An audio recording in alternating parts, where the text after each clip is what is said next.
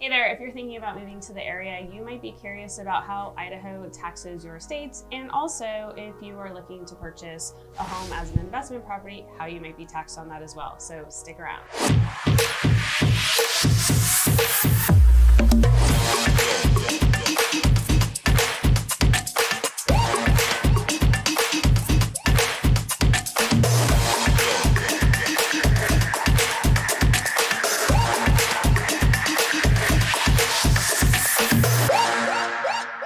Hey there, my name is rebelann-mueller and I'm a realtor here in the Boise and Treasure Valley area with Better Homes and Gardens, 43 Degrees North Real Estate.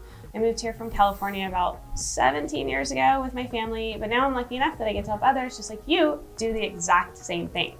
So if you are thinking about moving to the area, down below in the description is a link to a relocation guide that tells you what it's like to live, work, and play here in the area.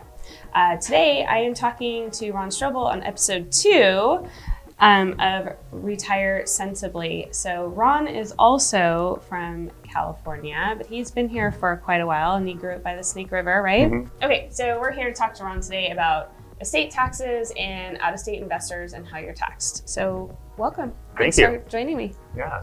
So a common concern among retirees is if they were to pass away, would the state tax their estate? So things like their real estate, classic car collection, retirement accounts, are those subject to an estate tax? Mm-hmm.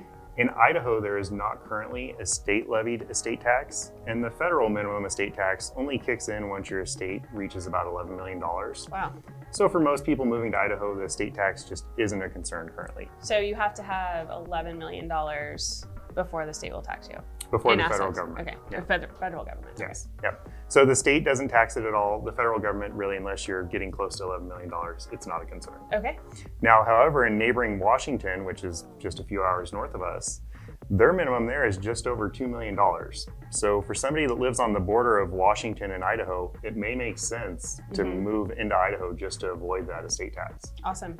Yeah, that's a good benefit there. Definitely. And it's something most people just don't realize it exists. So it's a good planning topic. Okay. Well, what about investors? So out-of-state investors have been snatching up rental properties here in Idaho for years. Yes, they have.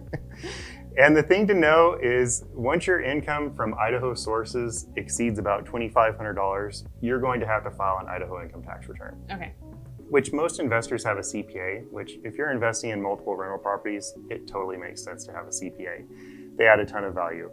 So the CPA is usually going to do that income tax return for you without much input from you. It's maybe going to cost you a few $100s extra to have them file that Idaho income tax return.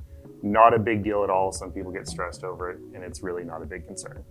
So Ron, thank you so much for joining us today. If you have questions about buying, selling, investing, retiring to Idaho, then feel free to reach out to me. I'm happy to answer any of your questions. Ron's website link and contact information will be down below. I hope you have a great Friday, and we'll see you next weekend.